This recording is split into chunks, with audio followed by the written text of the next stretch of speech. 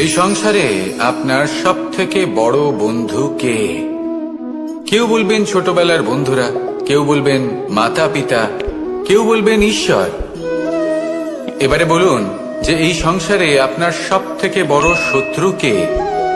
কেউ বলবে আপনার বিরোধী, সেই ব্যক্তি যে আপনাকে হিংসে করে, বা আপনার নিজের অহংকার। আমি বলবো যে এই সংসারে আপনার সব থেকে বড় বন্ধু হলো আপনার নিজের মন। এই চঞ্চল মনকে যদি আপনি নিয়ন্ত্রণ করতে শিখতে পারেন, তাহলে এর থেকে বড় বন্ধু এই সংসারে আপনি কোথাও পাবেন না। সেখানেই যদি এই মন আপনাকে বশ করে ফেলে, তাহলে সংসারে এর থেকে বড় শত্রুও আপনি কোথাও পাবেন না। প্রথমে এই মনকে নিয়ন্ত্রণ করতে শিখে যান, আর তখন এই মন প্রসন্ন হয়ে বলবে, মনুষ্য জীবনের সব থেকে বেশি গুরুত্বপূর্ণ বিষয় হল মনের একাগ্রতা। এই সংসারের যে কটি মহান কার্য সম্পাদন হয়েছে তা হল মনের এই একাগ্রতার একমাত্র ফল। আপনি অবশ্যই দেখে থাকবেন, অনেক ছোট বড় নদী যা বয়ে চলে তাদের সামনে একটা বাঁধ নির্মাণ করা হয় সেই সব নদীর জল সঞ্চয় করতে। বাঁধ হয়ে গেলে প্রয়োজন মতো বা মনের ইচ্ছে মতো তাকে ব্যবহার করা সম্ভব। এবার এটাই আমাদের মনের সাথেও সম্ভব। আমাদের মনের একাগ্রতা আজকের দিনে দাঁড়িয়ে বিভিন্ন ধরনের বিকার, ক্রীড়া এবং ভোগের মধ্যে ভাগ হয়ে গেছে। একে একত্রিত করতে হবে, একটা বাঁধ নির্মাণ করতে হবে। শুধু এটাই করতে হবে, যেটা উচিত কর্ম সেটাই করুন, যেটা অনুচিত কর্ম সেটা করা থেকে নিজেকে বিরত রাখুন। এটাই করতে হবে, যেটা উচিত কর্ম সেটাই করুন, যেটা অনুচিত কর্ম সেটা করা থেকে নিজেকে বিরত রাখুন। ব্যাস, এই কাজটাই আপনি করতে থাকুন, করতে থাকুন। মনের মধ্যে একাগ্রতার বাঁধ নির্মাণ করুন। আর একবার যদি তা নির্মাণ হয়ে যায়, তাহলে যখন চাইবেন, যেখানে চাইবেন, যতটা চাইবেন একাগ্রতা প্রয়োগ করতে পারবেন। আর একবার যদি আপনি এটা শিখে যান, তাহলে এই সংসারকে বদলে ফেলার মতো কাজ আপনি করতে পারবেন, সমাজকে শোধরাবার মতো কাজ করতে পারবেন। তাহলে এই মনকে একাগ্র করুন আর আমার সাথে ভালোবেসে বলুন, রাধা রাধা।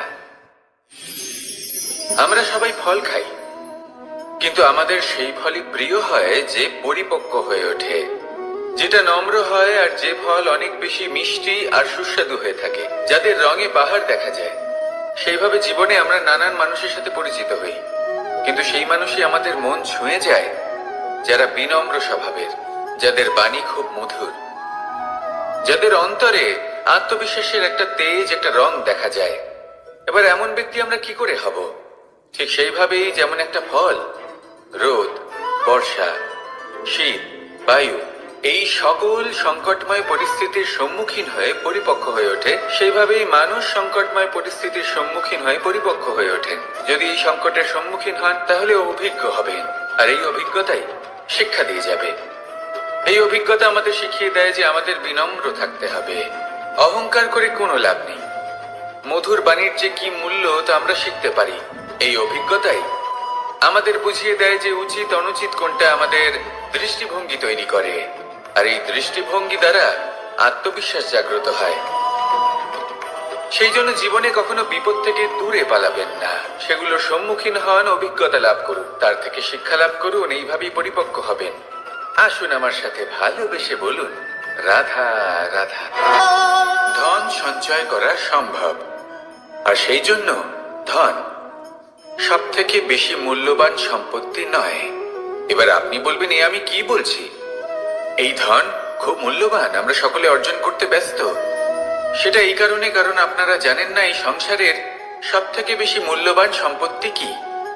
এ হলো সেই সম্পত্তি যা কখনো সঞ্চয় করা সম্ভব নয়।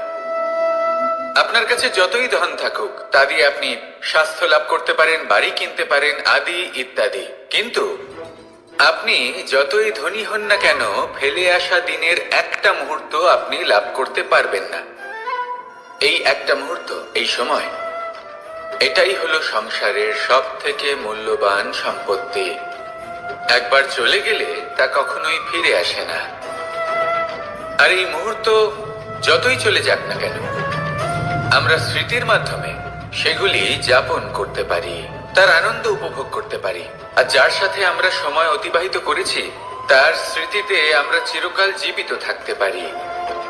সেই জন্য সময় সব থেকে মূল্যবান সম্পত্তি, তাকে এইভাবে নষ্ট করবেন না। প্রত্যেকটা মুহূর্ত উপভোগ করুন, আনন্দ করুন, আর ভালোবেসে বলুন রাধা রাধা। যদি কোনো সিংহ বানরের মতো গাছে চড়তে চেষ্টা করে তাহলে কি হবে? একটা মাছ যদি মাটিতে হাঁটতে চেষ্টা করে তাহলে কি হবে? তারা বিফলই হবে। কিন্তু এরকম কেন হয়? তার কারণ হলো প্রকৃতির রচনা কিছুটা এরকম। এখানে প্রত্যেকটি ব্যক্তিকে, প্রত্যেকটি প্রাণীকে আলাদা আলাদা গুণের অধিকারী করা হয়েছে এবং সকলকে একটা সীমাও প্রদান করা হয়েছে।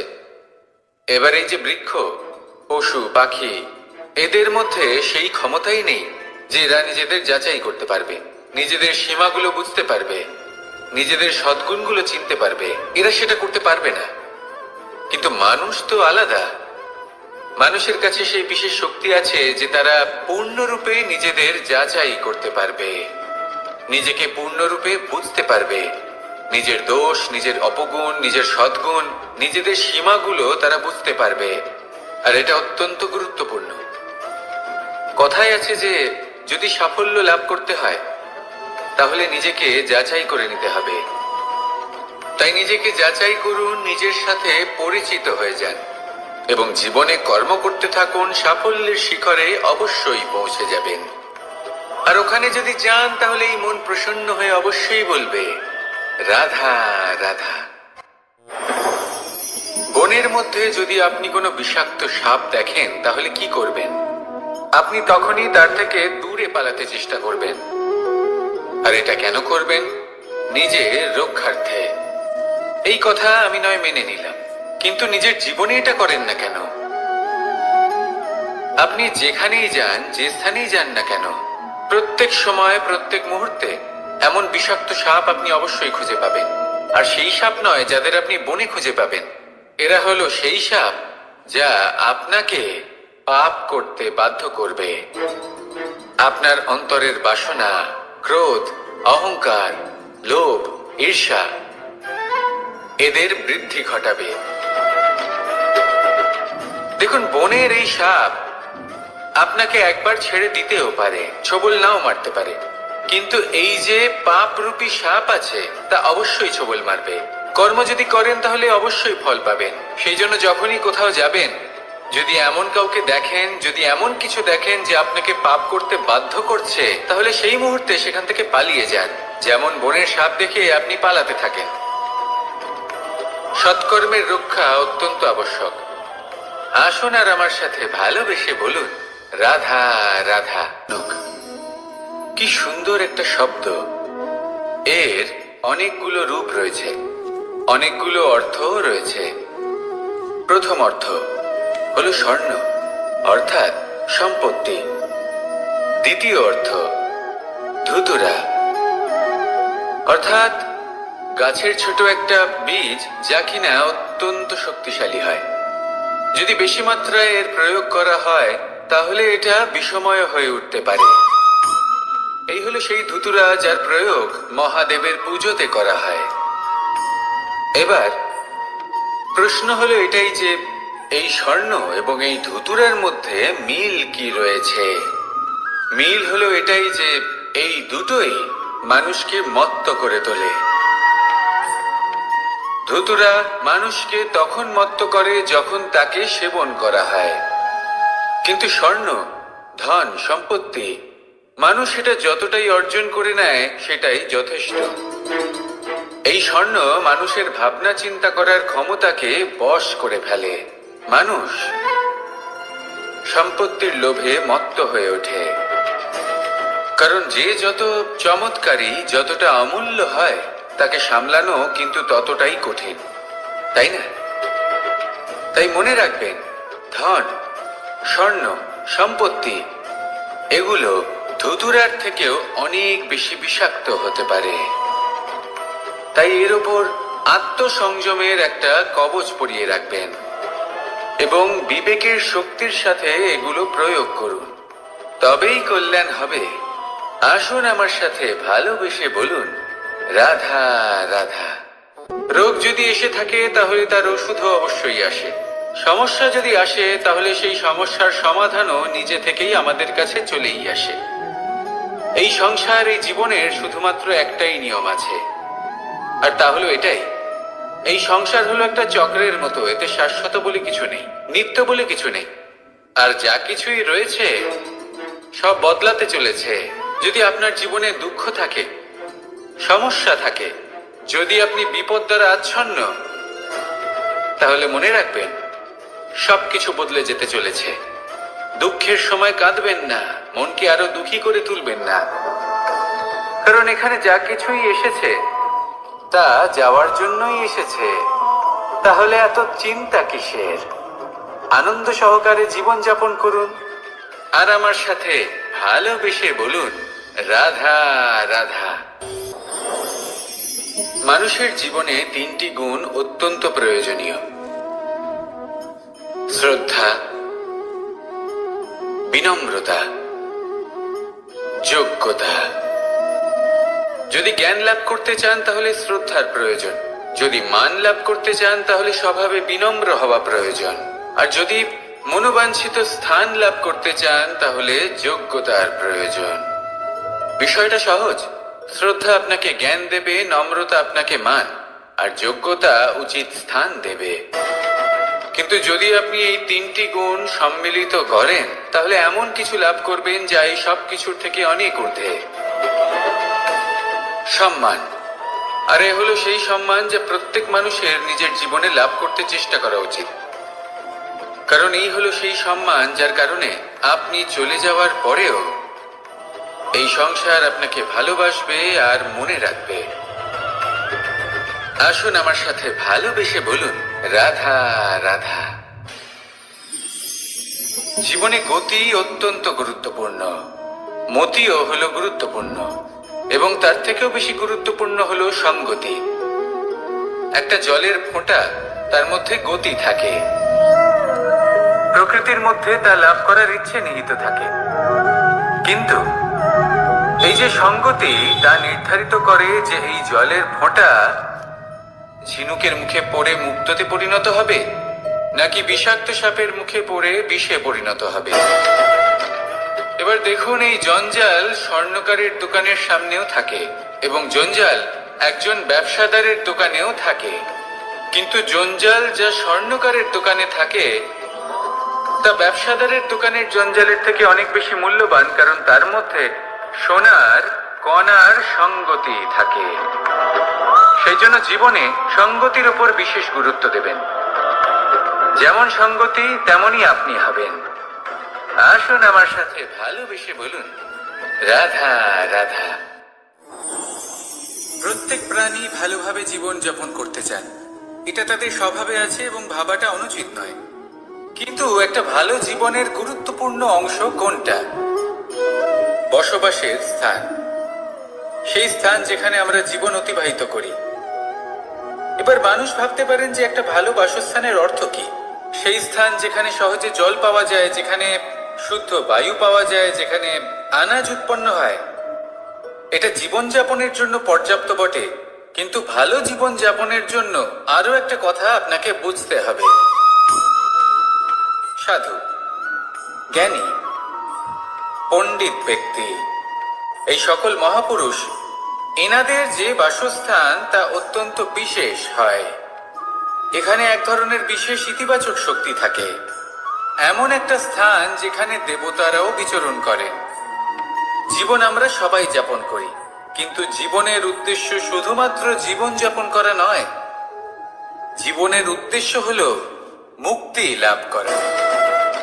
আর এই সকল সাধু, জ্ঞানী, পণ্ডিত ব্যক্তি, এই সকল মহাপুরুষ আপনাকে মুক্তির পথে নিয়ে যেতে পারেন, কারণ এরা হলেন সেই মহাপুরুষ যারা নিজেদের অন্তরের বিকার, অহংকার, ক্রোধ, বিদ্বেষ এই সকল দোষগুলিকে ত্যাগ করেছেন, এদের উপর বিজয় লাভ করেছেন।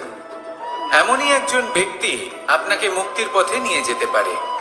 প্রয়োজন হলো শুধুই এনাদের চিনতে পারা, এদের কথা বুঝতে পারা এবং এদের দেখানো পথে চলা। যদি আপনি এটা করতে পারেন তাহলে এই মন, প্রফুল্ল হয়ে বলবে, রাধা রাধা।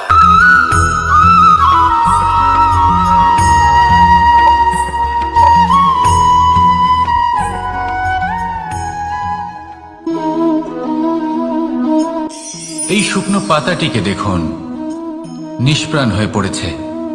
একটা গাছের ডালে ছিল, সেই গাছ ওর লালন পালন করত। যখন যখন বাতাস বইত, এই পাতায় কম্পন দেখা দিত, মনকে প্রফুল্ল করে তুলত। কোনো একদিন এই পাতা গাছের ডাল থেকে ঝরে পড়ে গেল। নিঃসন্দেহে ও নিজের স্বাধীনতা পেল, কিন্তু আস্তে আস্তে শুকিয়ে গেল, নিষ্প্রাণ হয়ে গেল। দেখুন, আমি এই কথা বলছি না যে স্বাধীনতা অনুচিত, কখনোই না। কিন্তু যে কোনো পরিস্থিতিতে স্বাধীন হতে চাওয়া এটা নিশ্চিতরূপে অনুচিত। আমরা যদি আমাদের জীবনে পরিবারের গুরুত্ব ভেবে দেখি, তাহলে এই পরিবারে যতই মতভেদ থাকুক না কেন, যতই মনোমালিন্য থাকুক না কেন, যতই বিবাদ থাকুক না কেন, এই সব মিটিয়ে নেওয়া অত্যন্ত প্রয়োজনীয়। সেই সবকিছু সমাপ্ত করা অত্যন্ত প্রয়োজনীয়। কখনো এই পরিবারকে ভাঙতে দেবেন না, কখনো এই পরিবার থেকে দূরে চলে যাবেন না। এই পরিবার হলো আমাদের জীবনের একটা অমূল্য সম্পদ, অমূল্য এক আশ্রয়, যা এই সংসারে হয়তো কোথাও আপনি পাবেন না। তাই একে আগলে রাখুন। পরিবার সেই গাছ। আসুন আমার সাথে ভালোবেসে বলুন, আর সেই গাছ। আসুন আমার সাথে ভালোবেসে বলুন, রাধা রাধা। অনেক সময় আমরা জীবনে অনেক মানুষকে এমন বলতে শুনে থাকি যে আমি অসফল হয়েছি কারণ আমার সময় ভালো যাচ্ছিল না। আমি এই জিনিসটা লাভ করতে চাইছিলাম কিন্তু করতে পারলাম না কারণ আমার সময়টা ভালো যাচ্ছিল না। আমি আমার জীবনে ওই মহান কাজটা করতে চাইছিলাম কিন্তু করতে পারলাম না। কেন? কারণ আমার সময়টা ভালো যাচ্ছিল না।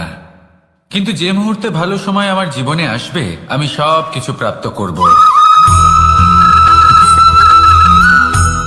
এমন প্রায় প্রত্যেকেই বলেন। আসুন একটা কথা বোঝা যাক। একজন মালিকে দেখুন, সে প্রত্যেক দিন গাছের সেবা করে, তাকে জল দেয়, তার যত্ন আত্তি করে। কেন? প্রত্যেক দিন সেই গাছ ফল দেয় না। সঠিক সময় এলে তবেই সেই গাছ ফল দেয়, কিন্তু প্রত্যেক দিন মালি তার সেবা করে, তাকে যত্ন করে। শুধুমাত্র তখন করে না যখন সেই গাছ ফল দিতে সক্ষম। আর যদি মালি গাছের যত্ন প্রতিদিন না করে, তাহলে হয়তো সেই গাছ ফল দিতেই পারবে না। এটাই হলো আমাদের জন্য একটা শিক্ষা। যখন সময় আমাদের জন্য অপেক্ষা করে না, তখন আপনি সময়ের জন্য কেন অপেক্ষা করছেন? ভালো সময়ের জন্য অপেক্ষা করবেন না। ভালো এবং শুভ কর্ম দ্বারা ভালো সময়কে নিজের কাছে টেনে আনুন। নিরন্তর কর্ম করুন, পরিশ্রম করতে থাকুন। শুভ সময় আপনা থেকেই আপনার কাছে আসবে।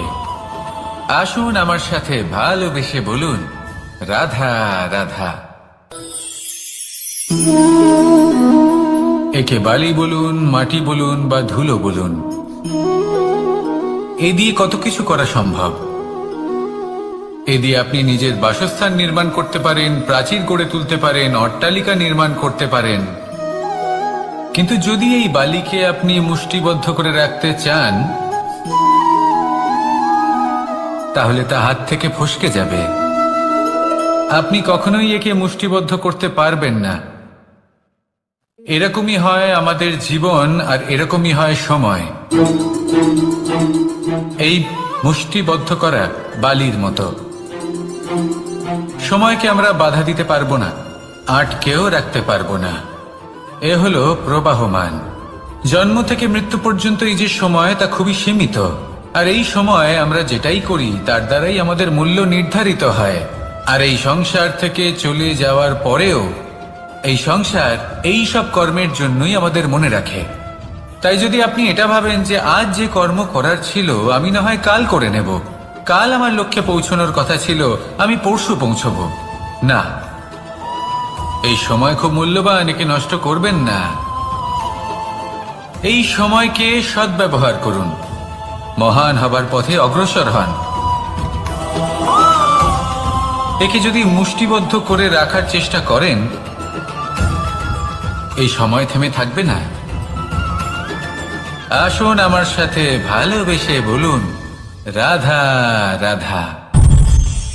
আমাদের জীবনে অনেক ধরনের ব্যক্তি এসে থাকেন।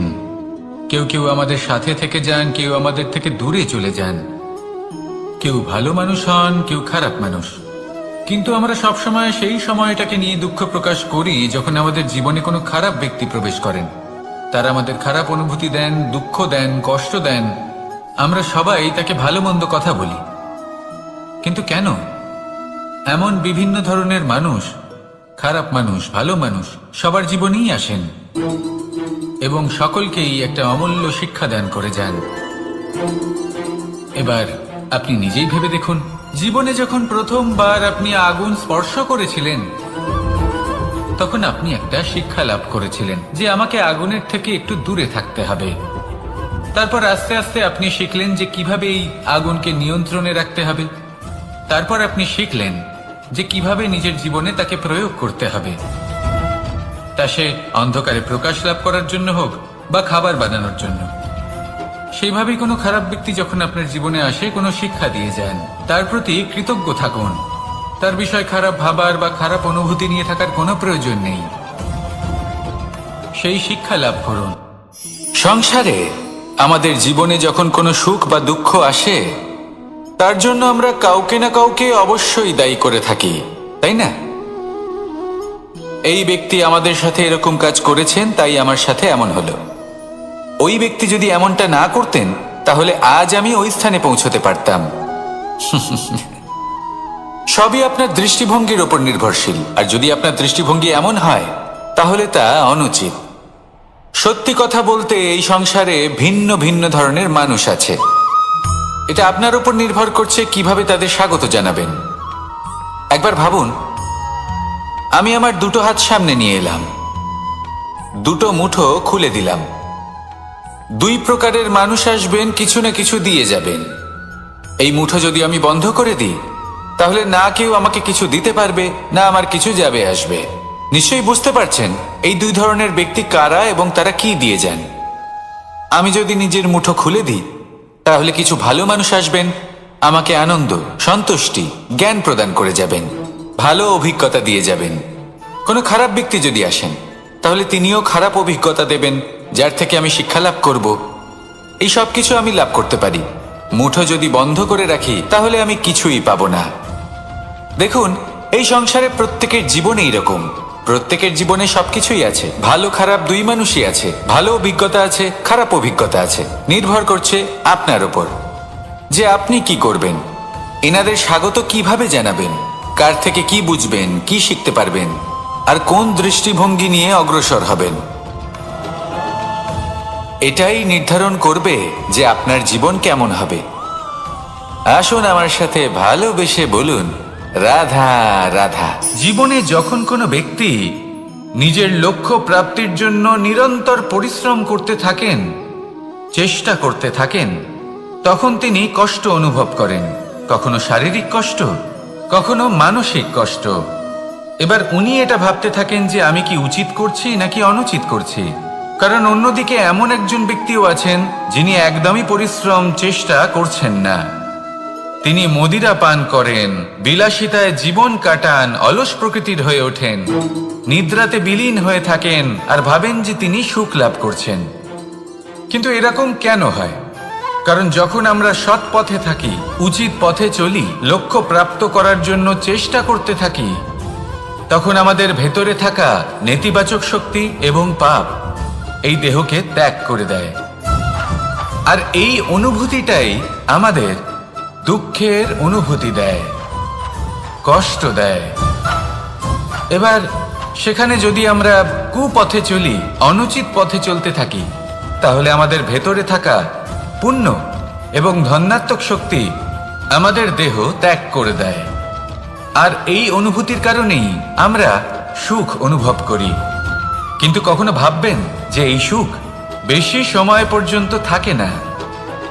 সেই জন্য সবসময় মনে রাখবেন, যদি আপনি জানেন যে এটাই আপনার লক্ষ্য, এটাই উচিত পথ, শুভ পথ, তাতে নিরন্তরভাবে এগিয়ে যেতে চেষ্টা করতে থাকুন।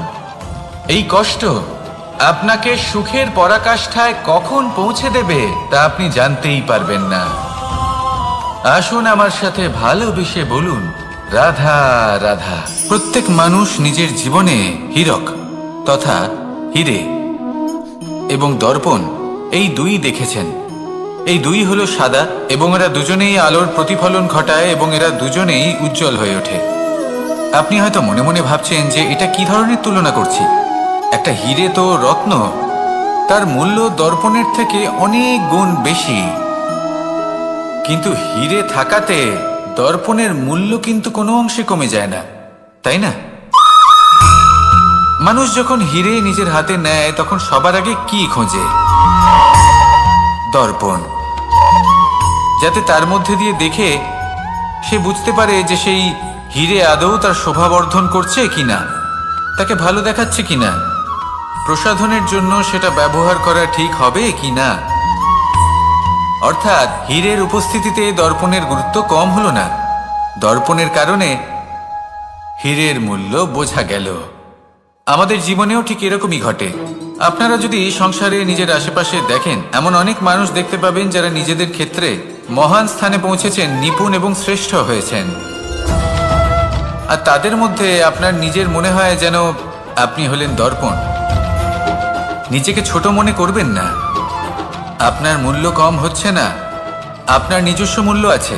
আর যদি আপনার অস্তিত্ব না থাকে তাহলে ওনাদের অস্তিত্বের মূল্য সংসার বুঝতেই পারবে না। জীবনে সবসময় চেষ্টা করবেন যাতে আপনি আরো বেশি শ্রেষ্ঠ হয়ে উঠতে পারেন। আপনি নিজে যে স্থানে আছেন সেটাকে ছোট মনে করবেন না, তারও নিজস্ব একটা মূল্য আছে। যদি আপনি হীরে হয়ে থাকেন তাহলে অহংকার করবেন না, যদি আপনি দর্পণ হয়ে থাকেন তাহলে নিজেকে ছোট মনে করবেন না। আসুন আর আমার সাথে ভালোবেসে বলুন, রাধা রাধা। মানুষ জন্মগ্রহণ করে, তার সাথে ভয়েরও জন্ম হয়। ছোটবেলা থেকেই আমাদের মনে কোনো না কোনো প্রকারের ভয় থেকেই যায়। কেউ এই বিষয়ে ভয় পায় যে তার কোনো বস্তু তার থেকে দূরে চলে যাবে, কেউ এই বিষয়ে ভয় পায় যে আমি নিজেকে হারিয়ে ফেলব, কেউ এই ভেবে ভয় পায় যে আমার প্রিয়জনেরা তারা যেন আমার থেকে দূরে না চলে যায়, কেউ এই ভেবে ভয় পায় যে আমরা যেন পথ না হারিয়ে ফেলি, আদি ইত্যাদি। কিন্তু সত্যি কথা বলতে ভেবে দেখুন, এই ভয় বাস্তবে কি? শুধুই একটা মনস্থিতি, আর কিছুই নয়। যা কিছু আপনি জীবনে পেয়েছেন তা একদিন আপনাকে হারাতে হবে। এই জীবন হলো আপনারই, কিন্তু তাও একদিন সমাপ্ত হবে। তাই ভয় পেয়ে কি লাভ? এই ভয় শুধু আপনাকে জীবন যাপন করা থেকে বাধা দিচ্ছে, আর কিচ্ছু নয়। পথ হারিয়ে ফেললেই বুঝতে পারবেন যে নতুন পথ কিভাবে বানাতে হয়। কিছু মানুষকে জীবন থেকে হারালে তবেই আপনি বুঝবেন যে আপনার আপনজনকে। এই ভয়ের কারণে ভীত হয়ে থাকবেন না। এই তারা নক্ষত্র অন্ধকারের অভাবে গুরুত্ব হারায়। শিবকেও মহাদেব হবার জন্য বিষপান করতে হয়েছিল। প্রত্যেক পরিস্থিতি, প্রত্যেক সাফল্য আপনার পরীক্ষা নেবে, তাতে উত্তীর্ণ হওয়া হলো আপনার কর্ম। যখনই আপনি ভয় পাবেন বা সংকটের সম্মুখীন হবেন, তখন সাহসের সাথে তার সম্মুখীন হন। মনে রাখবেন, যে সম্মুখীন হতে জানে সাফল্য তার সাথে সবসময় থাকে। আসুন আর আমার সাথে ভালোবেসে বলুন, রাধা রাধা। এই সংসারে সব থেকে বেশি কোমল বস্তু হলো রেশম। এই রেশম এতটাই কোমল হয় যে এর পুরো একটা থান শুধুমাত্র একটা হাতে ধরা সম্ভব। কখনো ভেবে দেখেছেন এই রেশম কিভাবে হয়? একটি কীট তার লালার দ্বারা উৎপন্ন হয়। এই কীট সেই রেশমকে পাক দিতে থাকে, পাক দিতেই থাকে, দিতেই থাকে, আর আস্তে আস্তে তার মধ্যেই জড়িয়ে পড়ে। শেষে ওর এই সুন্দর অমূল্য সৃষ্টি রেশমের এই সুতো, তার নির্মাণ কার্য পূর্ণ হয়। কিন্তু তাতেই ও নিজে বন্দী হয়ে যায়। নিজেরই মায়াজালের এই বন্দী গৃহে নিজেই ফেঁসে যায়। এবার এই সুতোকে ব্যবহারযোগ্য করে তোলার জন্য এই কীটগুলিকে এই কবচের সাথেই ফুটন্ত জলে ফেলে দেওয়া হয়। এই সংসারে যদি আমাদের স্বপ্ন এই সংসারের দুঃখ হরণ করার জন্য এই সংসারে সুখ বিতরণ করার জন্য হয়, তবেই আমাদের প্রগতি সম্ভব।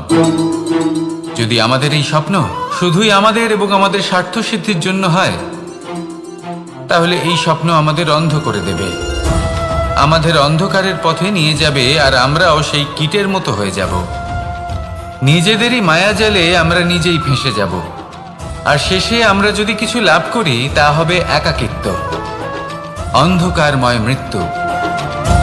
তাই স্বপ্ন অবশ্যই দেখুন, কিন্তু এমনভাবে স্বপ্ন দেখবেন না যে তার এই বন্দিগৃহে আপনি নিজেই ফেঁসে গেলেন। স্বপ্ন দেখুন পরোপকারের, পরমার্থের, সবাইকে উদ্ধারের, অন্ধকারের নয়।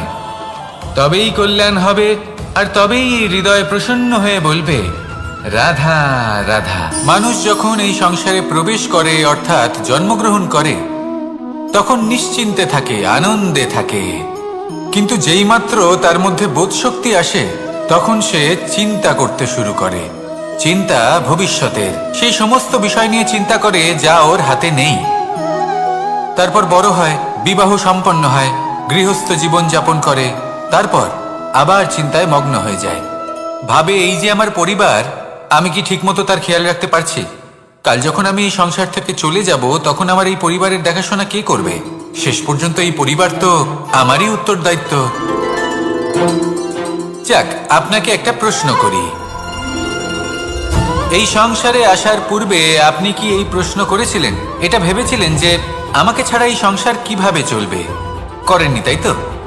তাই আপনার এটা নিয়ে দুশ্চিন্তা করার প্রয়োজন নেই যে আপনি যখন এই সংসার ত্যাগ করে চলে যাবেন তখন কি হবে।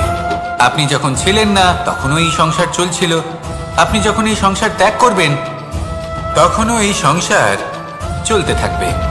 যদি কোনো বিষয়ের প্রভাব থাকে তা হলো আপনার আজকের তথা বর্তমানের কর্ম, অর্থাৎ আজ আপনি কি করছেন, কার জন্য মঙ্গল করছেন, কাকে প্রেরণা দিচ্ছেন, কাকে সাহায্য করছেন, কোন উদাহরণ প্রস্তুত করছেন। আপনি এই সংসারে যে ছবি অঙ্কন করবেন, সংসার সেটাই মনে রাখবে। তাহলে শুধু সৎকর্ম করুন, মঙ্গল করতে থাকুন, আর আমার সাথে ভালোবেসে বলুন রাধা রাধা। একবার একটা শেয়াল বনে বিচরণ করছিল। ও একটা ছোট্ট শাবক দেখতে পেল।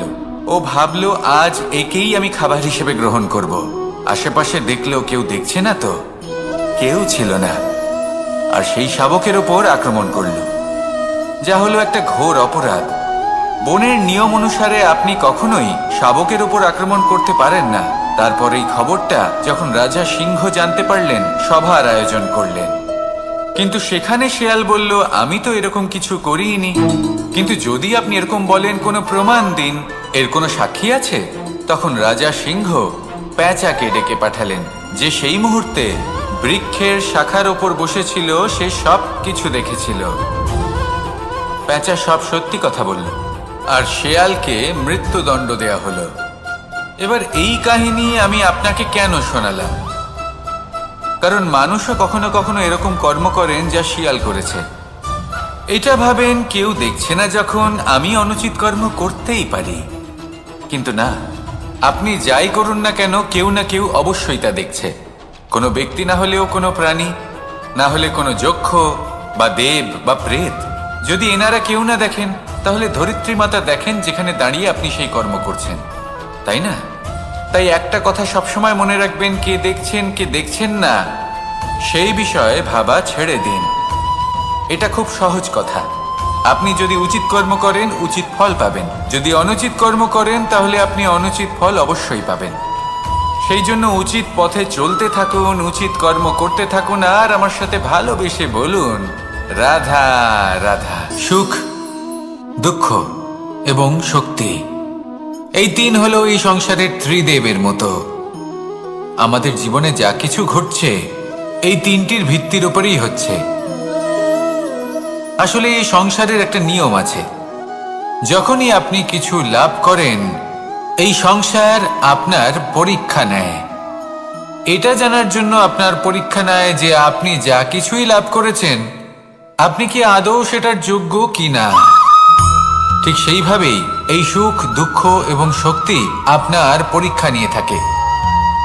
যখন সুখ আসে, তখন সে আপনার পরীক্ষা নেয় যে আপনার মধ্যে অহংবোধ জাগ্রত হয়নি তো?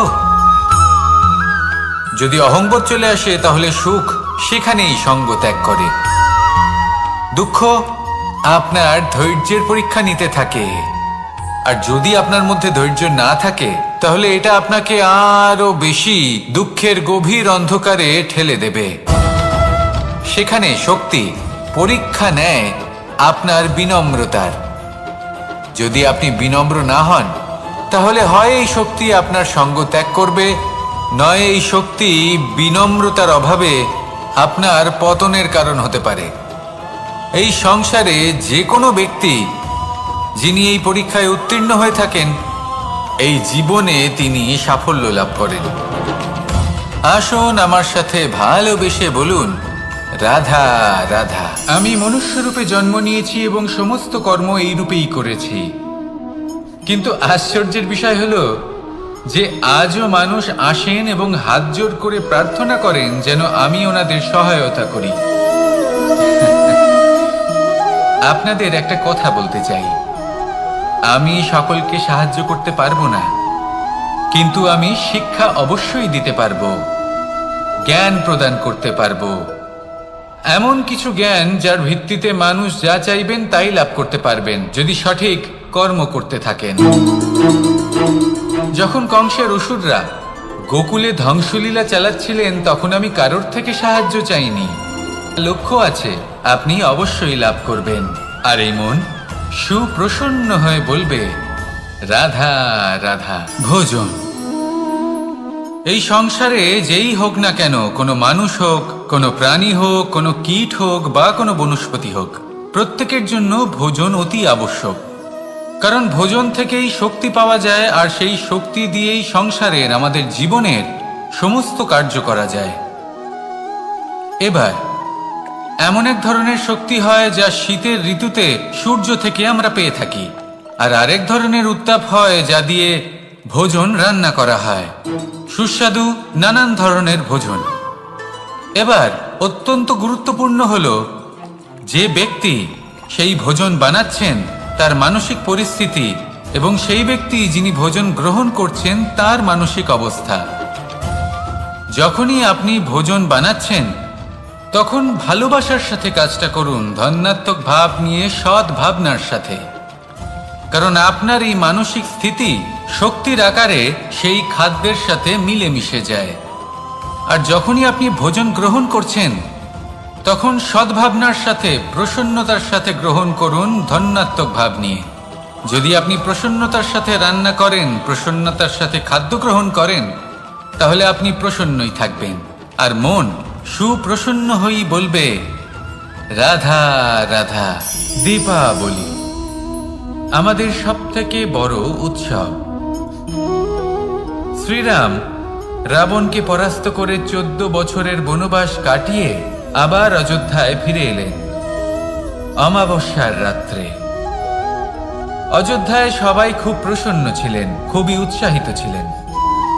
অযোধ্যায় সহস্র প্রদীপ প্রজ্বলিত করা হয়েছিল এই উৎসবে। একে আমরা দীপাবলি বলে থাকি। এবার এই বিষয়ে আমরা সকলে জানি। আপনি কি এটা জানেন যে শ্রীরাম বাস্তবে অমাবস্যার এক রাত আগেই অযোধ্যায় পৌঁছে গেছিলেন? সবার সামনে অমাবস্যার রাতে এসেছিলেন। এর কারণ কি? শ্রীরাম প্রমাণ করতে চেয়েছিলেন যে যে কোনো সময়, দিন হোক বা রাত, শুভ বা অশুভ হয় না। শুভ অশুভ কিছু থাকলে তা হলো মানুষের চিন্তা, তার ভাবনা, তার নির্বাচন আর তার কর্ম। নিজেই দেখিনি। শ্রীরাম শুভ কাজ করে ফিরেছিলেন এবং অমাবস্যার মতো গভীর এক রাত্রিকেও দীপাবলিতে পরিবর্তিত করেছিলেন। এমনটাই যদি আমরা করতে পারি তাহলে? এমন কোন গৃহে যান যেখানে অসহায় ব্যক্তি রয়েছেন, যা অন্ধকারাচ্ছন্ন, আর সেখানে প্রকাশ প্রজ্বলিত করুন। প্রকাশ সহায়তার, প্রেরণার, আশার। যদি এমন কিছু আমরা করতে পারি তাহলে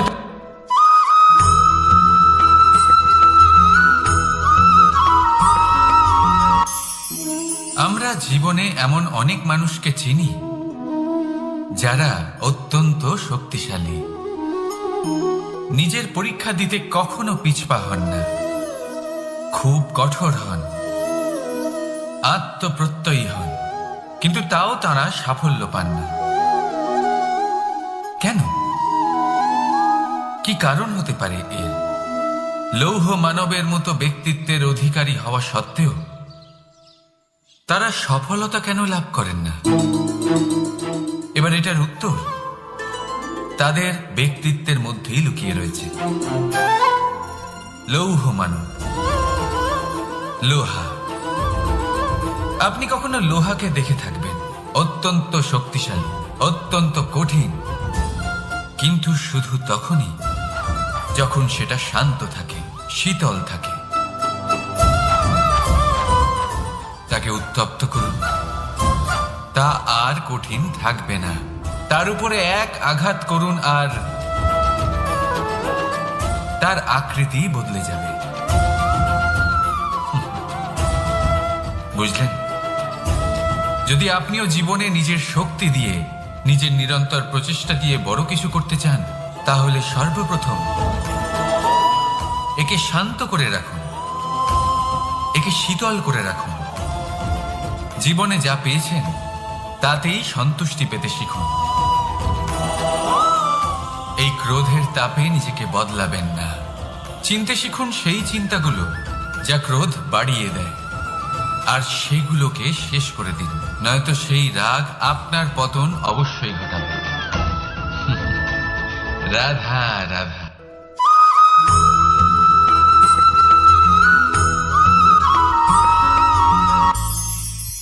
ভবিষ্যৎ। সংসারে এমন কোন ব্যক্তি আছেন যিনি নিজের ভবিষ্যতের বিষয়ে ভাবেন না? যে কেউ ভাবেন আমার ভবিষ্যৎ কিছু এরকম হবে, আমি ভবিষ্যতে এরকম কিছু একটা করব, এই সুবিধা থাকবে, এই আনন্দ পাবো, ইত্যাদি ইত্যাদি। কিন্তু সত্যি বলি, ভবিষ্যতের থেকে বড় ভণ্ড আর কেউ নেই। ভবিষ্যৎ আপনাকে ছেড়ে চলে যাবে, আপনি জানতেও পারবেন না। ভবিষ্যৎ আপনার থেকে আপনার বর্তমান কেড়ে নেবে। অনেক সময় আমরা ভবিষ্যতের বিষয় ভাবতে থাকি, দুশ্চিন্তা করতে থাকি, ভবিষ্যৎ দিয়ে নিজেকে এতটাই ঘিরে ফেলি যে বর্তমান কি তা ভুলেই যাই, তার বোধই আমাদের থাকে না। ভাবুন, ভবিষ্যৎ কি? ভবিষ্যৎ হলো সেটাই যা এখনো পর্যন্ত ঘটেনি। বর্তমান হলো সেটা যা এখন ঘটছে। তাহলে যা এখনো ঘটেইনি তার বিষয়ে দুশ্চিন্তা করে নিজেকে ব্যতিব্যস্ত কেন করছেন? এই বর্তমান, এটাই হলো গুরুত্বপূর্ণ। এর উপরে সমস্ত ভাবনা কেন্দ্রীভূত করুন। মনে লক্ষ্য অবশ্যই রাখুন, কিন্তু পুরো মনোযোগ শুধু বর্তমানে থাকবে। এই বর্তমানকে যদি সামলে নিতে পারেন, তাহলে আপনার ভবিষ্যৎ এমনি উজ্জ্বল হয়ে উঠবে। তাহলে আসুন আমার সাথে ভালোবেসে বলুন, রাধা রাধা।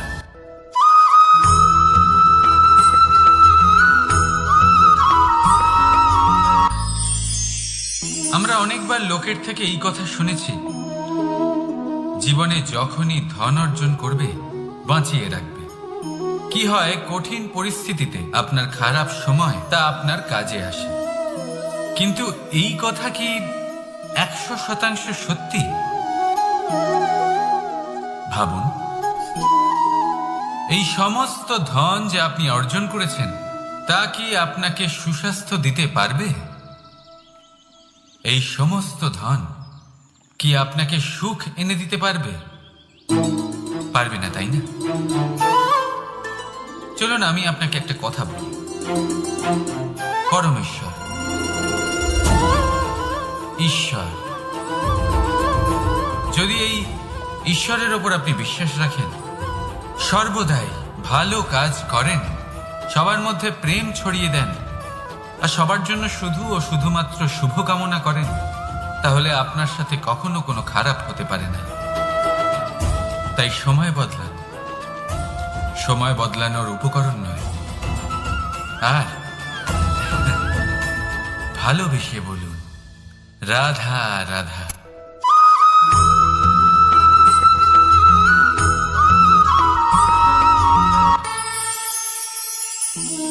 একটা সিদ্ধান্ত। এই জীবনে একটা সিদ্ধান্তের গুরুত্ব কি হতে পারে তা কখনো ভেবে দেখেছেন? একটা সিদ্ধান্ত সেই ভিত্তি হতে পারে যা আপনার পুরো জীবনকে বদলে দিতে পারে, এই সমস্ত সংসারকে বদলে দিতে পারে, ভবিষ্যৎ বদলে দিতে পারে। এই সিদ্ধান্ত যে কোন রাস্তা চয়ন করতে হবে, সেই সিদ্ধান্ত যে কখন সামনে এগোতে হবে আর কখন থেমে যেতে হবে, সেই সিদ্ধান্ত যে কখন যুদ্ধ করতে হবে আর কখন নিজেকে পিছু পা হতে হবে। এই সিদ্ধান্ত হলো খুব গুরুত্বপূর্ণ। আর আপনি তো এই সংসারে একা নন, তাই আপনার একটা সিদ্ধান্ত শুধু আপনার জন্যই নয়, সমস্ত সংসারের জন্য গুরুত্বপূর্ণ হতে পারে।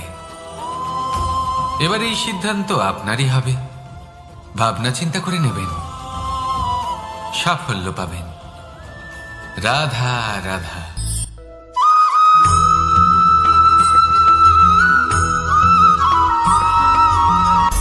অনেকবার আমাদের দৃষ্টিভঙ্গি এমন হয়ে থাকে যে আমাদের আসল সত্যের থেকে অনেকটা দূরে নিয়ে যায়। আমরা যেরকম দেখি সেরকম সবসময় হয় না। এবারে দেখুন না, আমরা মানুষেরা, আমাদের ভালো লাগে। আমরা কোথাও গেলাম, আমাদের স্বাগত জানানো হলো, আমাদের প্রশংসা করা হলো, কেউ আমাদের দিকে হাসি মুখে তাকালো, আমাদের ভালোবাসলো, আমাদের ভালো লাগে। কিন্তু যদি কেউ ক্রুদ্ধ হয়, কটাক্ষ করে, ব্যঙ্গ করে, তাহলে আমরা তক্ষুনি তাকে নিজের শত্রু ভেবে ফেলি, তার উপরে ক্রুদ্ধ হয়ে যাই। একটা কথা মনে রাখবেন, এই হাসি সবার জন্যই হয়। আপনি তাদেরকেও হাসি উপহার দিতে পারেন যাদের আপনি চেনেন, তাদেরও দিতে পারেন যাদের আপনি চেনেন না। ছোটদের দিতে পারেন, বড়দের দিতে পারেন, সবার জন্যই হলো এই হাসি। কিন্তু ক্রোধ, ক্রোধ তাদের উপরেই আসে যাদের আমরা জীবনে কখনো হারাতে চাই না, যাদেরকে আমরা অসম্ভব ভালোবাসি, যাদের জন্য আমরা আশা করি যে তাদের জীবনের পরবর্তী সময় সব সময় সুখময় হোক, উজ্জ্বল হোক। সেই জন্য আপনার জীবনের সমস্ত সেই ব্যক্তি যারা আপনার উপরে ক্রুদ্ধ হন, কটাক্ষ করেন, জরুরি নয় তিনি আপনার শত্রুই হবেন। হতে পারে সে হলো আপনার শুভাকাঙ্ক্ষী, যিনি আপনার শুধুমাত্র ভালোই চান, যিনি আপনার জন্য একটা সুন্দর ভবিষ্যৎ চান। সেই জন্য সব সময় মন দিয়ে অন্যের কথা বোঝার প্রয়াস করুন। আপনি জানতে পারবেন তাদের কর্মের ধর্ম কি হতে পারে, আপনি জানতে পারবেন তাদের ক্রোধের মর্ম কি হতে পারে। রাধা রাধা।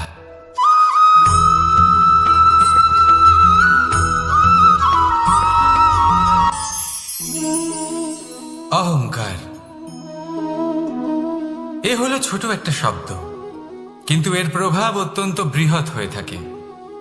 আর সব থেকে বড় সমস্যা হলো মানুষ আজ অবধি বুঝতেই পারেনি যে এই অহংকারের বাস্তব রূপ কিরকম। কেউ একে গর্বের নাম দেন, কেউ একে আত্মসম্মানের নাম দিয়ে থাকেন, এবং কোথাও একটা এমন সময় চলে আসে যখন সময় এই অহংকারকে ভেঙে খান খান করে দেয়। আর তখন না গর্ব আপনাকে বাঁচাতে পারে, না আপনার আত্মসম্মান। এখন যদি আপনাকে উদাহরণ দিই, তাহলে যেখানে আপনি বসে আছেন সেই ঘরেই ওপরে তাকান, সেই ছাদের দিকে। যদি এই ছাদ অহংকার করতে থাকে যে দেখো আমি তো সব থেকে উঁচু জায়গায় আছি, আমার চেয়ে ওপরে আর কেউ নেই, আমি এই ঘরে থাকা সমস্ত ব্যক্তিকে ছায়া প্রদান করি, যদি এই অহংকার এসে যায় তাহলে কি? একবার ভেবে দেখুন, যদি পরের দিন তার উপর আরো একটা তলা বানিয়ে দেওয়া হয় তাহলে কি? এই ছাদ যার নিজের উঁচু হবার অহংকার ছিল, যে সব থেকে ওপরে ছিল, সে এবার পায়ের তলায় চলে এসছে। এটাই হয়ে থাকে। মনে কখনোই অহংকার পোষণ করবেন না। যদি মনের মধ্যে কিছু রাখতে চান তাহলে প্রেমের ভাব রাখুন, স্নেহ রাখুন, এই অহংকারকে আপনি যা ইচ্ছে নাম দিন, গর্ব হোক, আত্মসম্মান হোক, এর দ্বারা আপনার কোনোভাবেই কোনো লাভ হবে না। তাহলে এই অহংকারকে ত্যাগ করুন আর আমার সাথে ভালোবেসে বলুন, রাধা রাধা।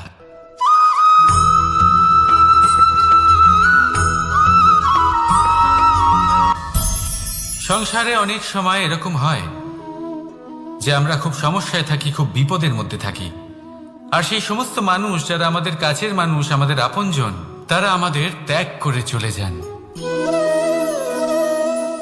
আমরা এই সময় দুঃখ পাই, নিরাশ হয়ে পড়ি এবং একা একাই সেই সমস্যাকেও কাটিয়ে উঠি।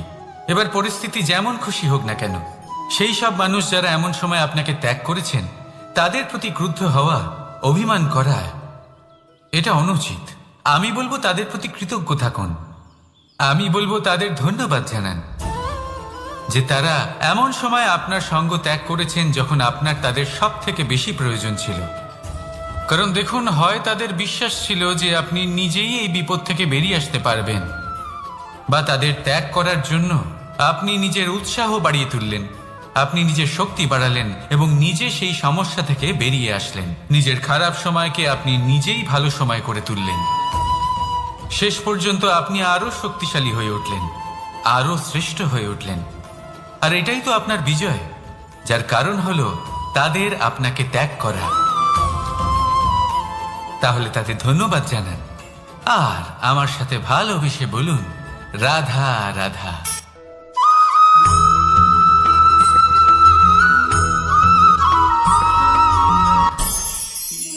অনেক সময় যখন আমরা কর্ম করি, সাফল্য লাভ করি, কঠিন পরীক্ষায় উত্তীর্ণ হই, বড় কাজ করি, আমাদের মনে হয় এই সংসার আমাদের একটু প্রশংসা করুক, ভালো লাগে। অনেকবার মনে হয় এটা হলো আমাদের কর্মের ফলই বটে, আমরা আনন্দ পাই। কিন্তু যখন আমরা এই প্রশংসা পাই না, তখন কি হয়? আমরা দুঃখী হয়ে যাই, ভেঙে পড়ি।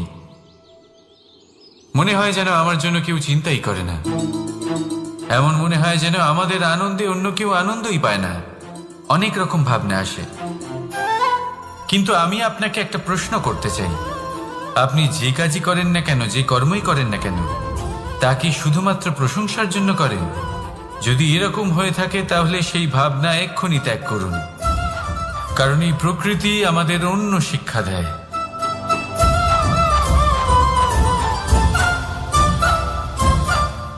এই ফুলকে দেখুন,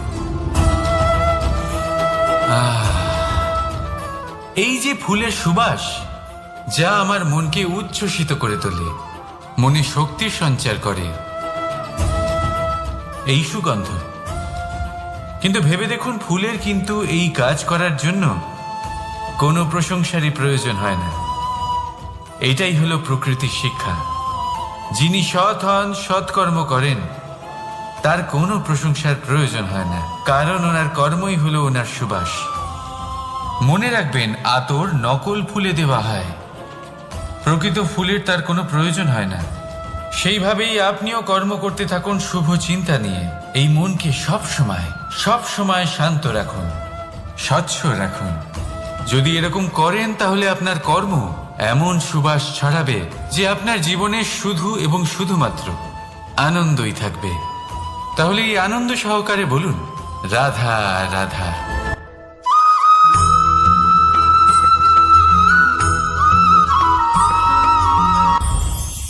এই সংসারে যখনই কোনো সমস্যা আসে, তখন আমরা আমাদের সব থেকে বড় সম্বলের কাছে আশ্রয় খুঁজি, তা হলো আমাদের বিশ্বাস। এবার প্রশ্ন হলো এটাই যে এই বিশ্বাস কার উপর করা যেতে পারে? পরিবারের উপর, বন্ধুর উপর, নাকি তাদের উপর বিশ্বাস করা উচিত যাদেরকে আমরা কখনো সঙ্গ দিয়েছি? দেখুন, এই সংসারে বিপদের সম্মুখীন হলে কে আপনাকে সাহায্য করবে সেটা নির্বাচন করা আপনার হাতে নেই। সেটা সেই সকল ব্যক্তির উপর নির্ভরশীল যে তারা আপনাকে সাহায্য করবে নাকি করবে না। অর্থাৎ যখনই কোনো বিপদ আসে, সর্বপ্রথম তার সম্মুখীন আমাদের নিজেকেই হতে হয়, আর তার জন্য প্রস্তুত থাকা প্রয়োজনীয়। সেই শক্তি, সেই সাহস অর্জন করা প্রয়োজনীয়। দেখুন, যখনই অন্ধকার আসে তখন সবার আগে কে আপনাকে ত্যাগ করে চলে যায়? আপনার নিজেরই ছায়া। এই অন্ধকারের সম্মুখীন হতে হয় অন্তরের প্রদীপের দ্বারা, অন্তরের আত্মা দ্বারা। তবেই আপনি অন্ধকারের ওপর জয়লাভ করতে পারবেন। সেই জন্য যে বিপদই আসুক না কেন, নিজেকে তার জন্য প্রস্তুত রাখা উচিত। সেই সাহস নিয়ে আসুন। এমন কোনো বিপদ নেই যা আপনাকে ভেঙে দিতে পারে। আসুন আমার সাথে ভালোবেসে বলুন, রাধা রাধা।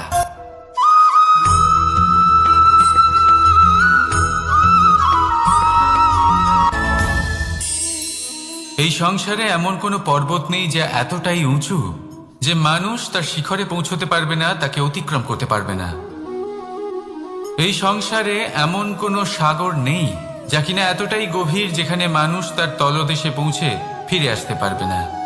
একটা ছোট্ট বরফের টুকরো পর্বতের শিখরে গলে গিয়ে বইতে থাকে, আর দেখতে দেখতেই তা মহানদী গঙ্গায় পরিবর্তিত হয়। এর কারণ কি? এর কারণ হলো প্রচেষ্টা, প্রারব্ধ নয়। এই প্রচেষ্টাই সুনিশ্চিত করে যে আপনার প্রারব্ধ কি হবে। এই সমস্ত কিছু হলো প্রচেষ্টা আর প্রারব্ধের খেলা। আপনার প্রচেষ্টা যেরকম হবে আপনার প্রারব্ধ সেরকমই হবে। আর আপনার প্রচেষ্টা যদি উচ্চ মানের হয় তাহলে প্রারব্ধকে আপনার সামনে নত হতেই হবে। কি বলেন? তাহলে আসুন আমার সাথে ভালোবেসে বলুন, রাধা রাধা। অনেক সময় মানুষ অতীতকে দেখেন আর তখন অহংবোধে পরিপূর্ণ হয়ে ওঠেন। কখনো বর্তমানের দিকে তাকান, ভবিষ্যতের দিকে তাকান আর পরিতৃপ্তিতে ভরে ওঠেন। কেন বুঝতে পারেন না একটা সহজ কথা? এই যে সৃষ্টি, এই সৃষ্টি হলো একটা বড় চক্র যা বারংবার আপনার কাছে ফিরে আসবেই। কঠিন থেকে কঠিনতর পরীক্ষায় আপনাকে নিযুক্ত করবে, যাতে আপনাকে উত্তীর্ণ হতেই হবে। যা কাল ছিল তা আজ নেই, এটা সবাই জানেন। যা আজ আছে তা হয়তো কাল থাকবে না, এটাও আপনাকে মেনে নিতে হবে, তাও আবার হাসি মুখে। শান্ত থাকতে শিখুন আর কখনোই মনের মধ্যে অহংকার উৎপন্ন হতে দেবেন না। হতে শিখুন সেই হিমবাহের মতো। হয়তো এই জন্যই এত শীতল থাকে, কারণ ও জানে গতকালও জল রূপে ছিল, আজ বরফ রূপে হয়তো আছে, কিন্তু কাল পুনরায় সে জলেই পরিণত হবে। নিজেকে শান্ত রাখুন। হয়তো আজ আপনি সাফল্যের শিখরে আছেন, হয়তো বা নেই। আপনাকে প্রত্যেক দিন অবশ্যই দেখতে হবে। শুধু নিরন্তর প্রচেষ্টা করতে থাকুন, প্রত্যেক পরিস্থিতির জন্য তৈরি থাকুন, আর একে ভারসাম্যে রাখতে শিখুন। আপনার কাল হোক, আজ হোক বা আগামীকাল, আপনার ভালো দিন হোক বা খারাপ দিন, সব পবিত্র হয়ে যাবে। তাহলে আসুন আর আমার সাথে ভালোবেসে বলুন, রাধা রাধা।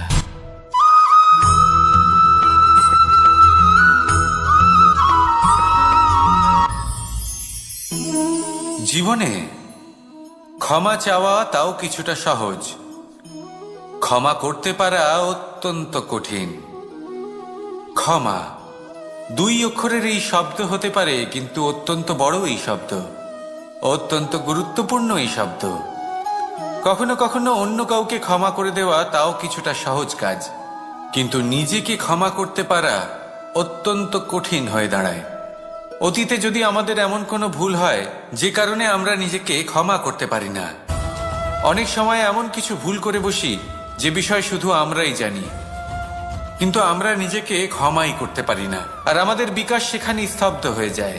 কারণ যদি আপনি ক্ষমা করতে না শেখেন, নিজেকে ক্ষমা যদি না করতে পারেন, তাহলে তা আপনার জীবনের সবথেকে বড় বাধা হয়ে দাঁড়াবে। সেই জন্য জীবনে অবশ্যই শিখুন যে কিভাবে নিজেকে ক্ষমা করতে হয়, আর শিখুন যে আগের করা ভুল আবার কি করে না করা যেতে পারে। এই মন হালকা হবে আর প্রসন্ন হয়ে বলবে, রাধা রাধা।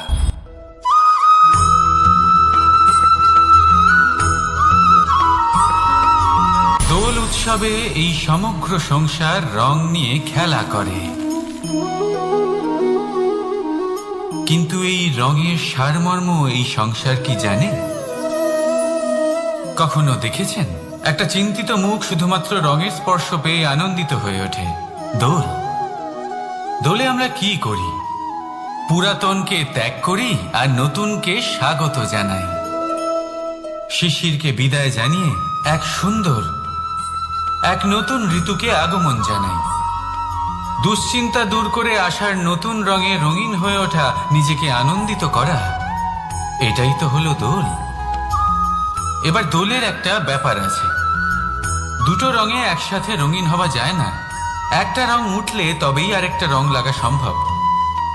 আরো একটা প্রশ্নও রয়েছে, কোন রংকে তুলে দিয়ে কোন রং মাখানো যেতে পারে? যদি আপনাকে উদাহরণ দিই, লোভের এই রং, তা যতক্ষণ লেগে থাকবে আনন্দের রং লাগতে পারবে না। যা হয়েছিল দ্বারকাবাসী এবং সামন্তক মণির মধ্যে। ভ্রান্তির রং যতক্ষণ লেগে থাকবে সত্যের রং লাগতে পারবে না, যা হয়েছে রুক্মিণীর সাথে। আর হিংসা, হিংসার এই রং যতক্ষণ লেগে থাকবে প্রেমের রং ততক্ষণ লাগতেই পারবে না, যা হয় আপনার আমার সবার সাথে। তাহলে আসুন একসাথে মিলে দোল পালন করি এবং সবকিছুর উপরে বিজয় লাভ করি। অন্ধকারের স্থানে আলো, ভ্রান্তির স্থানে সত্যের, হিংসার স্থানে প্রেমের, আর লোভের স্থানে আনন্দের এই সুন্দর রং মাখাই। শত্রুতা, ঘৃণা, হিংসা এই সব কিছু ত্যাগ করি আর সকলের সখা হয়ে উঠি। আর ভালোবেসে বলি শুভ দোল। হ্যাঁ, ওটা তো আমরা অবশ্যই বলবো, রাধা রাধা।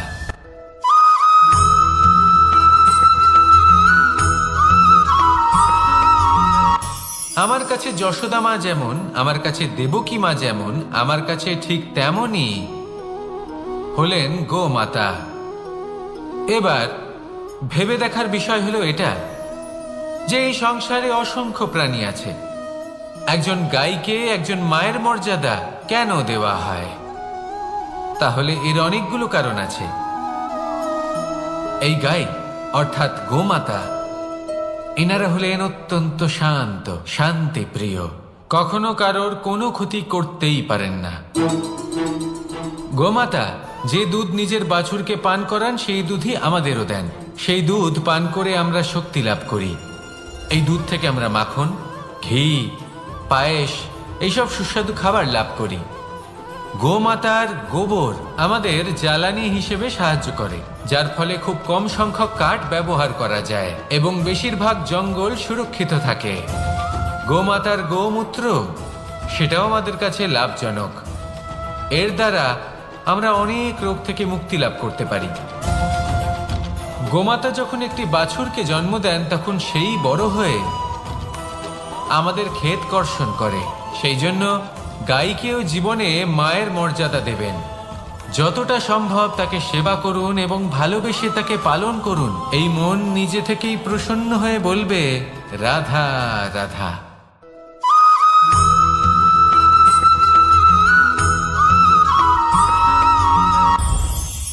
এই সংসারে যখনই কোনো সমস্যা আসে তখন আমরা আমাদের সব থেকে বড় সম্বলের কাছে আশ্রয় খুঁজি, তা হলো আমাদের বিশ্বাস। এবার প্রশ্ন হলো এটাই যে এই বিশ্বাস কার উপর করা যেতে পারে?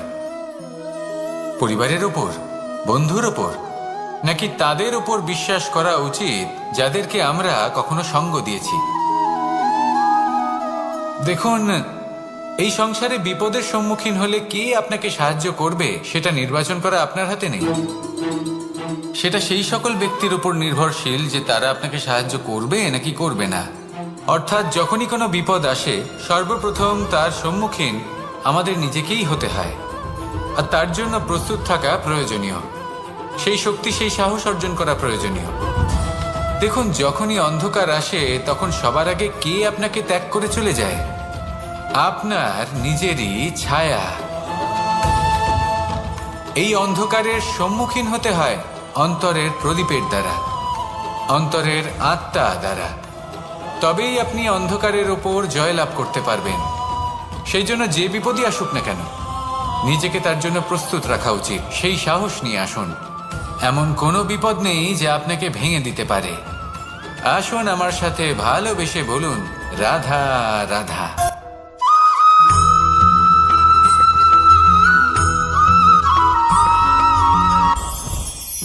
মুঠো হাতের শক্তি বেশি, মুঠো খুললেই তা দুর্বল। তা এমন কি থাকা উচিত এই বন্ধ মুঠোয় যা লাখের সমান? মানসিকতা এবং স্বপ্ন।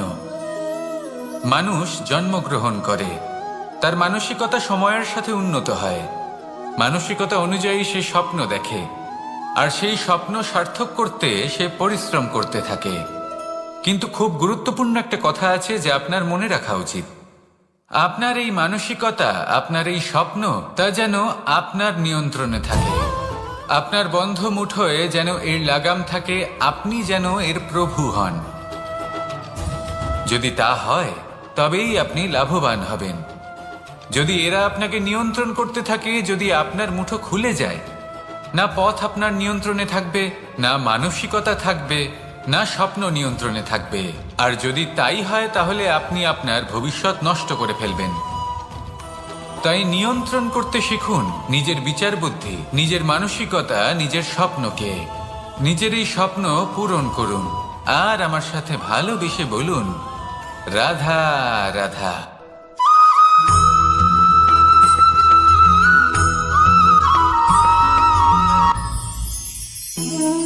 জীবনে ক্ষমা চাওয়া তাও কিছুটা সহজ, ক্ষমা করতে পারা অত্যন্ত কঠিন।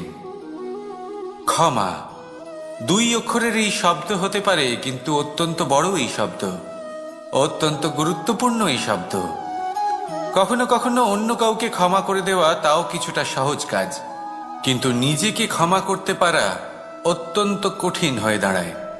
অতীতে যদি আমাদের এমন কোনো ভুল হয় যে কারণে আমরা নিজেকে ক্ষমা করতে পারি না, অনেক সময় এমন কিছু ভুল করে বসি যে বিষয় শুধু আমরাই জানি, কিন্তু আমরা নিজেকে ক্ষমাই করতে পারি না। আর আমাদের বিকাশ সেখানেই স্তব্ধ হয়ে যায়। কারণ যদি আপনি ক্ষমা করতে না শেখেন, নিজেকে ক্ষমা যদি না করতে পারেন, তাহলে তা আপনার জীবনের সবথেকে বড় বাধা হয়ে দাঁড়াবে। সেই জন্য জীবনে অবশ্যই শিখুন যে কিভাবে নিজেকে ক্ষমা করতে হয়, আর শিখুন যে আগের করা ভুল আবার কি করে না করা যেতে পারে। এই মন হালকা হবে আর প্রসন্ন হয়ে বলবে, রাধা রাধা।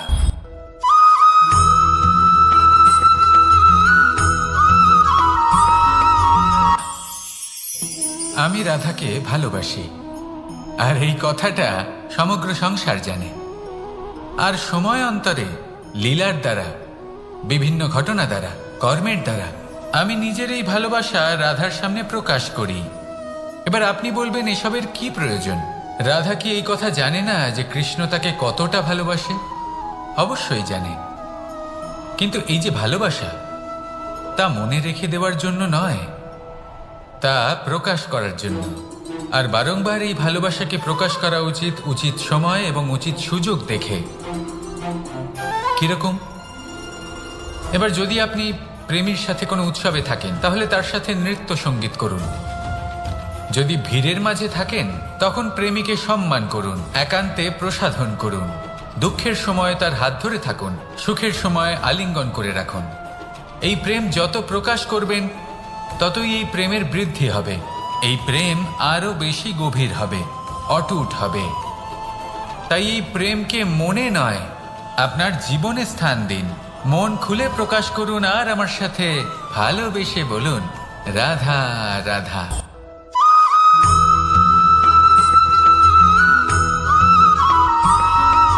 সদিচ্ছা দেখতে গেলে 3 অক্ষরে তৈরি এই শব্দ, কিন্তু সমস্ত ত্রিলোক তার উপরেই আধারিত। আপনি এই সংসারে এসেছেন, তখন অবশ্যই শ্বাস নেবেন, কিন্তু তার বদলে আপনাকে কিছু তো দিতেই হবে। আপনার উপর নির্ভর করছে আপনি কি দেবেন। কি দেবেন এই সংসারকে, এই সমাজকে, নিজের পরিবারকে, আর তার বদলে কি নেবেন? যশ নাকি অপযশ? দেখুন, এক ছিল রাবণ, যে কিনা সমুদ্র পার করল সীতাকে অপহরণ করার জন্য, আর এক ছিলেন রামচন্দ্র, যিনি সমুদ্র পার করেছিলেন, সেতু বানিয়ে গিয়েছিলেন সীতাকে ফিরিয়ে নিয়ে আসার জন্য। দুজনেই সমুদ্র পার করেছিলেন, শুধু পার্থক্য ছিল সদিচ্ছাকে বোঝার লক্ষ্যের। অনেক মানুষের যাত্রা একরকম হতেই পারে, কিন্তু আনন্দ তখনই লাভ করবেন যখন লক্ষ্য শুভ হবে, মহান হবে। এই লক্ষ্য দিয়ে এই সংসারের কল্যাণ হবে এবং মানুষের সম্মান হবে। যদি আপনার সংকল্প উচিত হয় তাহলে আপনার লক্ষ্য উচিতই হবে, নয়তো শুধুমাত্র বিনাশ হবে। আর উচিত এটাই হবে যে বিনাশের হাত থেকে যেন নিজেকে বাঁচানো যায়, কি বলেন? তাই জীবনে যে লক্ষ্য স্থির করছেন মনে রাখবেন তা যেন শুভ লক্ষ্য হয়। যদি এরকম হয় তাহলে আপনার যাত্রা, আপনার জীবন দুটোই শুভময় হবে। আসুন আর আমার সাথে ভালোবেসে বলুন, রাধা রাধা।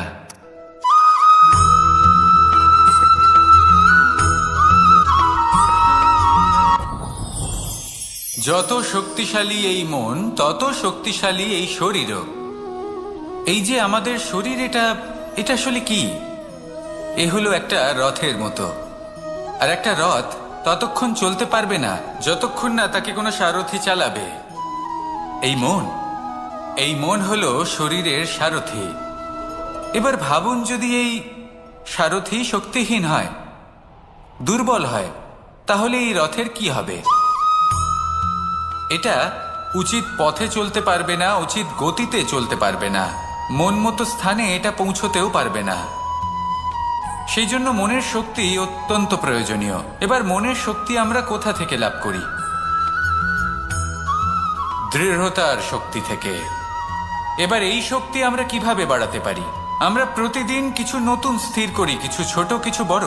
আর যেই আমরা নতুন কিছু পূর্ণ করি, আমাদের মনের শক্তি বেড়ে যায়। আর যদি পূর্ণ না করতে পারি, মনের শক্তি কমে যায়। একটা দেওয়ালের মতো ছোট ছোট ছোট ছোট শিলা আমরা একটার পর একটা স্থাপন করে একটা দেওয়াল তৈরি করি। এতগুলো পাথর যখন একত্রিত হয়ে যায়, তখন এমন এক দেওয়াল তৈরি হয় যাকে ভাঙা প্রায় অসম্ভব হয়ে দাঁড়ায়। সেরকমই হয় মন এবং দৃঢ়তা। ছোট ছোট কাজ করে নিজের লক্ষ্য পূর্ণ করুন। এই লক্ষ্য যদি পূর্ণ হয় তবে মনের শক্তি বাড়বে। কিছুটা এইভাবে যে যত বড়ই বিপদ আসুক না কেন, সেই বিপদ নিজে হার মেনে নেবে, কিন্তু আপনার মন ততটাই শক্তিশালী থাকবে।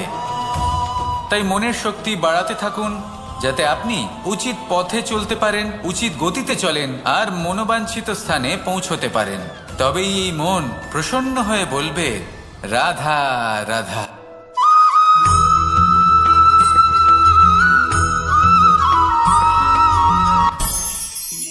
অনেক সময় যখন আমরা কর্ম করি, সাফল্য লাভ করি, কঠিন পরীক্ষায় উত্তীর্ণ হই, বড় কাজ করি, আমাদের মনে হয় এই সংসার আমাদের একটু প্রশংসা করুক, ভালো লাগে।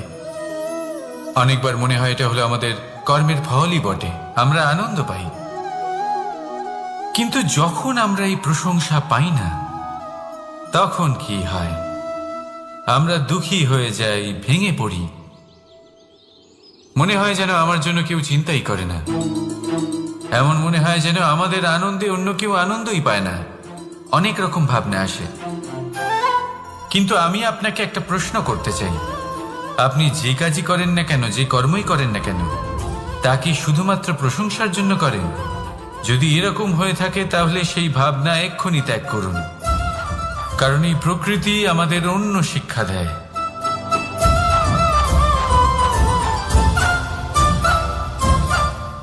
এই ফুলকে দেখুন, এই যে ফুলের সুবাস, যা আমার মনকে উচ্ছ্বসিত করে তোলে, মনে শক্তির সঞ্চার করে,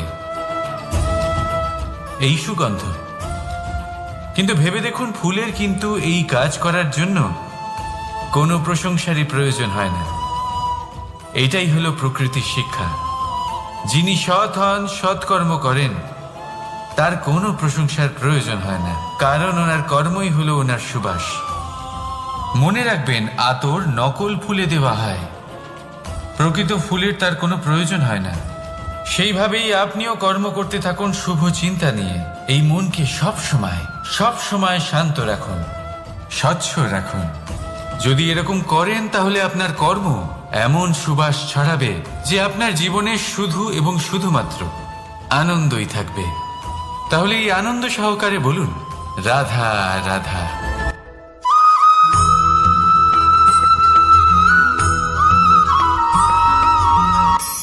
ধন। ধন হলো কারোর জন্য মোহ, আবার কারোর জন্য মায়া, কারোর জন্য হয়তো ভাগ্য, আবার কারোর জন্য কর্মের পারিশ্রমিক। দেখতে গেলে এই ধন হয়তো সবার জন্যই অত্যন্ত প্রয়োজনীয় হয়ে থাকে।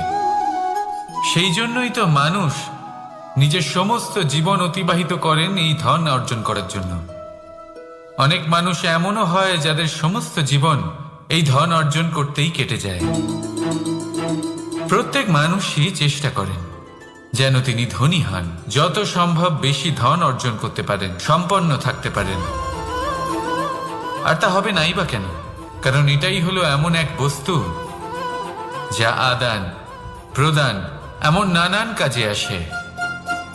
চেষ্টা তো সব মানুষই করেন, ধন অর্জন সব মানুষ করতে পারেন না।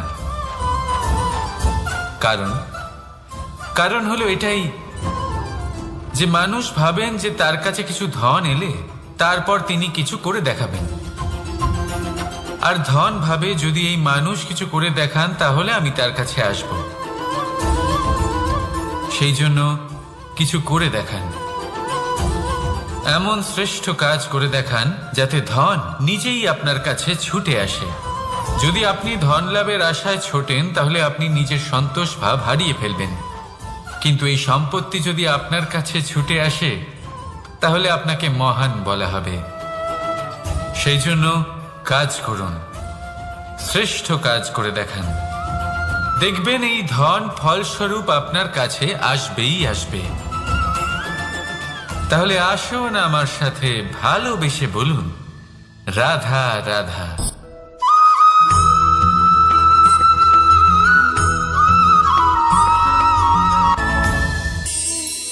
এই সংসারে এমন কোনো পর্বত নেই যা এতটাই উঁচু যে মানুষ তার শিখরে পৌঁছতে পারবে না, তাকে অতিক্রম করতে পারবে না।